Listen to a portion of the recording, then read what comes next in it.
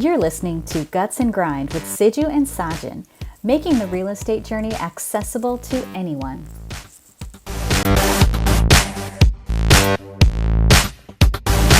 All right, everybody, welcome back to another episode. This is episode 45 of Guts and Grind. Thank you for clicking. Thanks for watching. We really appreciate you. I am here with Siju Koshi. Siju, how's it going, man? Episode 44.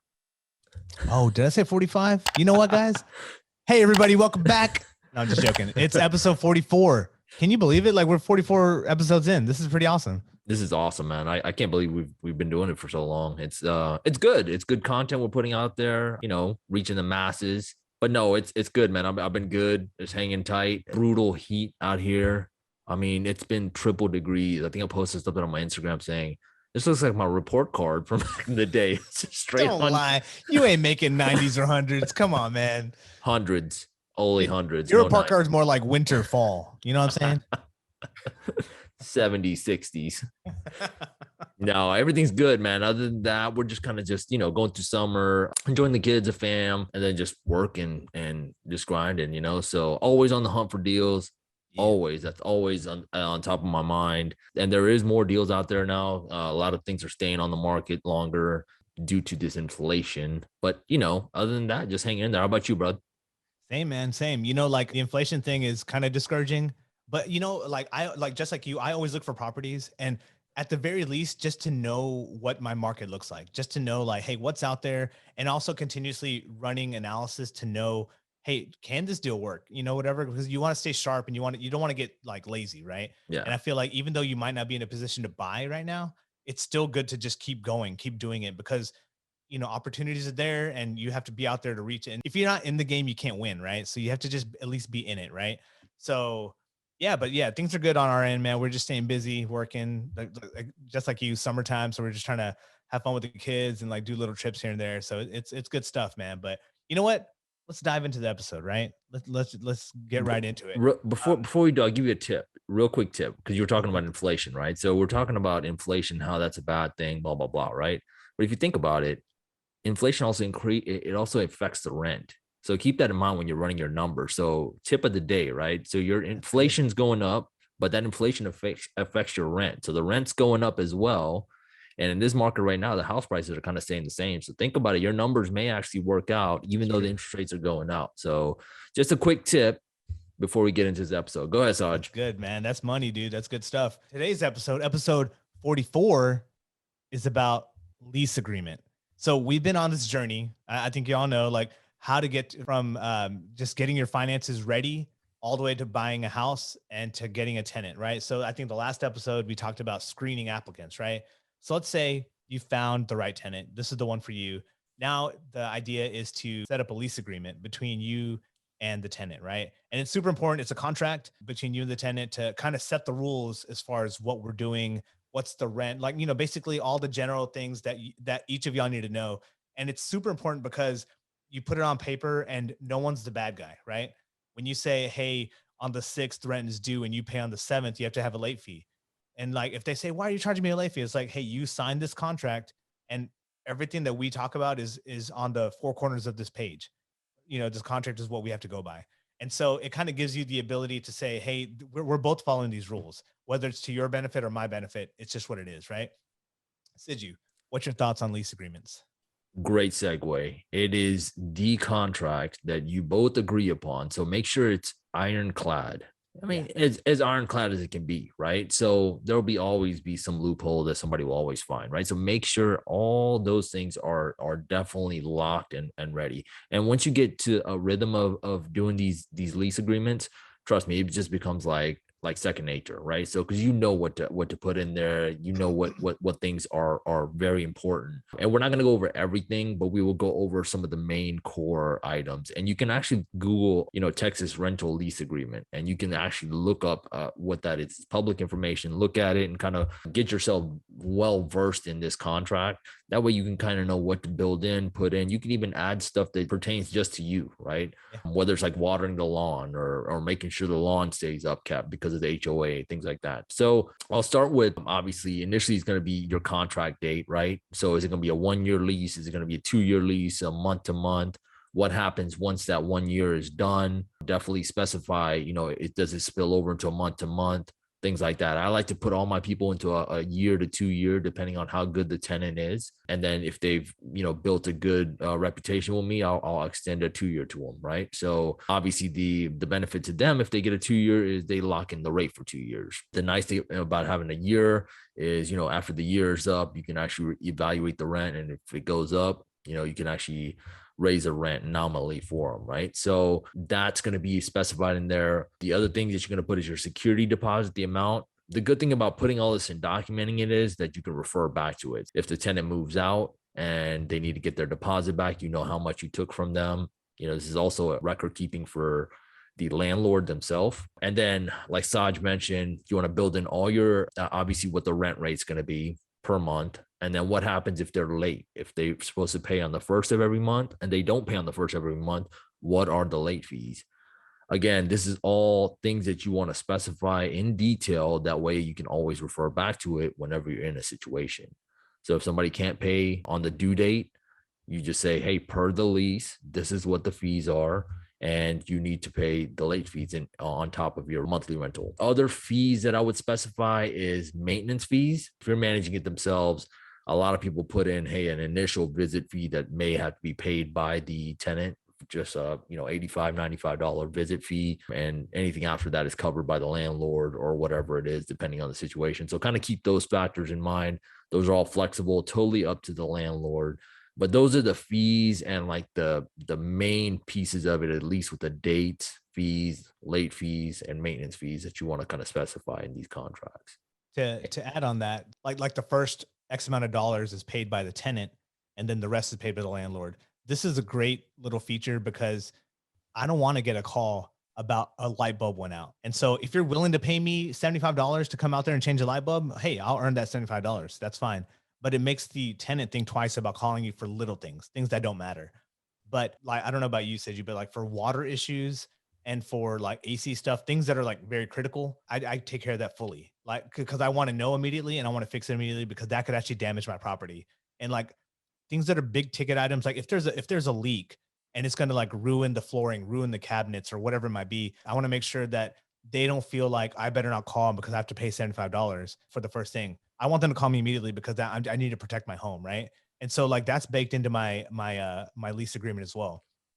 Yep. And like a lot of times, sometimes the tenants don't really read the whole agreement. They just want to move in and they say, "Oh, this is all boilerplate. It's standard stuff. Like let's just sign it and go." So sometimes I like to highlight, "Hey, just so you know, section 7 item A says this, and so I want you to make sure that you take care of it, especially when it comes to the maintenance stuff like AC filters and things like that. Like everything's you need to replace it and do all that type of stuff, right? Or water the grass and in a timely manner, make sure the lawn's mowed, all those type of things because I don't want to get calls from HOA. I don't want my AC to blow out, things like that. So I highlight things for them that I really want to get done. But like Sid, you said, the lease agreement is the end all be all. Like we base everything off of that. You're allowing the lease agreement to be the bad guy if something goes down, right? Yep. Yeah. Go ahead, Sid. No, all exactly what I was going to say. So great points on that. The other fee that I would add on is, and it's a no brainer. You think it's black or white, is pets, right? Up front, usually the tenant should come up to you and say, hey, I am bringing a pet or I am not bringing a pet. And it's up to the owner to collect a pet deposit. And if not, there's no pets allowed, then there's a violation. There's a fee. I actually have $1,000 fee for somebody bringing a pet into my home if there was no pet deposit put in there, right? And it's strict. I've even had like a maintenance guy to go to one of my houses and find out that there was a dog in there. And I'm like, they're not supposed to have a dog. And so I've had the conversation with them and I said, hey, listen, the dog needs to be gone or you're going to get this fine. Right. And so per the lease, like you said, the lease is the bad guy per the lease. Right. So again, this is all things that people try to get over you on because obviously you won't go to the house often. But again, also a benefit of having a regular maintenance guy that kind of goes out. So your pet fees can also be specified in these leases too. So make sure you structure it as so. And if you don't have pets, make sure you put in an appropriate penalty as well. It deters them from bringing any animals on board. Yeah, no, that's good stuff. And I'm kind of on the same page. I'm not opposed to pets. I just want to know about it. And Yep. And like typically, like if they say, hey, we have pets, like I'll allow it, but I kind of want to see a picture of the pet. I want to see what they're about. Cause I understand, like, especially like, for example, I have one tenant that's a single lady and she didn't have a pet initially, right? But when she moved in after the fact, she was like, hey, I'd like to have a dog. Like I just got a dog and stuff like that. And I started thinking about it. I'm like, man, she's single and like it's added protection for her, it's companionship for her. Like, I don't want to deny that, but I also want to know, like, hey, what kind of dog is it? Is it like going to pee all over the house? Like, is it going to rip up my carpets or whatever might be there? And so we vet all that in the process. So like, there is an element of flexibility you have, but there's also the ability to say no. The contract is a contract, so it just gives you a little bit more control on what could happen, right? And Yeah, so and it's actually protection, right? So there's a reason why these pets they have to be vetted is because for a lot of people that don't know, certain breeds of dogs are not even covered by insurance, home insurance, right? Because they can be a potential threat to, if they get loose, they get out and they bite somebody. That's a risk for the homeowner, right? Because it right. affects the homeowner's policy. So that's kind of the reason why we need to know about them. It's not about being against it or not. It's about just having a full understanding of what breeds are being brought in, what's being done. You also want to have some certain level of control over what's coming in and out of that house. So, That's right. That's right. um, Now that those are good points. Moving forward, I guess we kind of hinted at this earlier, but like routine maintenance for the house, you kind of want to establish that early on, like just right off the bat on the contract. I talked about watering the grass in the summer, mowing the lawn on a regular basis, changing out AC filters. Some things might seem very obvious, right? And it probably is obvious for everybody. But when you put it in your contract, it makes it very concrete, saying your expectation is to take care of it. And like I even say, water the grass 1 to 2 times a week or whatever, or mow the lawn 1 or 2 times a week. Like those type of specific line items help you out, because that way, if you drive by and you check on the property and you see that grass is overgrown, you could immediately call them and say, hey, as per the lease agreement, we said that you would take care of the grass. And when HOA notices come, I send it to him and say, hey, if you don't take care of this, we're going to fine you because the HOA is going to fine me, right? So like it kind of gives you, again, it's all about protection, and you want to give yourself that margin to be able to say, hey, this is what needs to happen and this is what the expectations are. And I think generally people want to know, where's the box? Like, what are my parameters? And then I'll know to stay into it. And if I get out of it, I know what kind of consequences I do have. So routine maintenance is something that's very important in your lease agreement. Any thoughts on that? yeah, just to add on to that, a lot of people actually don't have home ownership experience, right? They can be Yeah. coming from apartment to a house, and that in itself is way different because everything's handled by a maintenance guy in an apartment, Right. right? So keep that in mind, knowing just simple things like, hey, where the water shut off is, where the AC filters go, how often they don't know that. So a lot of that I feel like is education is from my experience. I have to kind of educate some of these people. Even if they know, I actually just let them know because hey, it's just saving yourself a headache if there is a leak or something like that happens. How do I shut the water off? Right. So yeah, I think some of it is just education and people just really just don't know. And so letting them know that I think is very important. One other piece that I forgot to mention also with having pets on a lease, you also need to keep track of the humans. I hate to say it, but like I'm in a situation now where like the lease should specify who the lease is contracted under, as well as who are the bodies that will be staying in that home, Yeah. because you don't want to be in a situation where you have somebody else living there and they end up taking over the lease, because that's what's happening to me right now. I'm like, what is going on here? The tenant's sister ended up wanting to live in the home, and I'm like, okay, for the last 2 months the sister's been living there. So I'm like, okay, that's not the way a lease works. And so, like, I mean, I can have the conversation because I can say, hey, the lease is with your sister, not Right. you. Right. So, So like just to piggyback on that, it's not to say that they're being vindictive or they're trying to like pull one over on you. It could be an innocent thing that they're just doing, right? yeah. But on a landlord standpoint, you don't know what that third party is. Like you don't know what they're about. You don't know like Right. if they're what their criminal history is. Like what are they bringing into your home, right? And again, like you're liable for the things that happen in that house, right?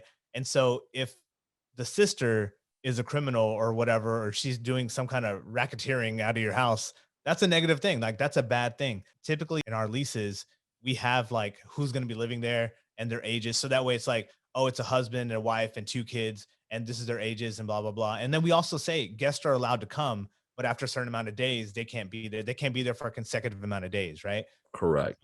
And again, those things could be specifically lined out in your lease agreement, and it should be, right? Like those are things that need to be like just ironed out completely, so that way everyone's on the same page. All things to protect you. That's all it is. Yeah. It's not about, not giving a home to live in for someone or anything like that. It's about, making sure you're fully aware and you're fully covered, because at the end of the day, you could be on the hook for it. That's it. Yeah, no, that's it. And I guess that's a good way to wrap it up. I mean, this is basically the lease agreement is your protection. And I think it should be taken very seriously. There's a lot of standard forms that you could use, and those are fine to use, but it's very important for you to like get a good understanding of it. Like you should read through it. It's boring. It's super boring, but read through the entire thing to get a full understanding of what you're actually committing to. And then if there's any questions about it, you could talk to your realtor or whoever is going to be striking up that contract for you, to alter it the way you need it to be altered, right?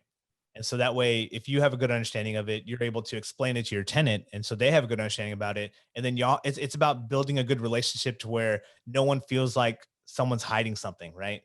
And so that way everything's on the table. I like to be very transparent, Communicate. really, with everything, right? And so if I'm trying to be transparent, I want to say, hey, this is my expectations, and you'll probably forget it. So hey, here's a contract that shows you exactly what my expectations are, right? Any other comments before we close this up, Siji?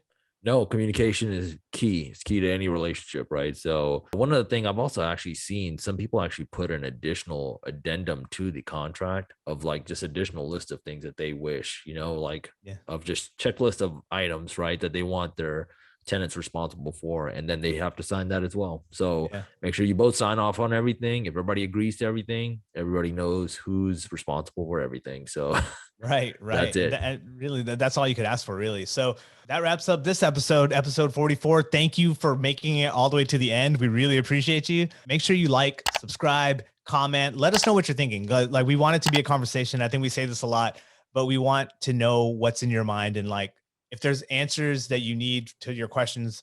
Like we might not know the answer, but we'll definitely like research and look into it. And also in the comments, we could all talk to each other.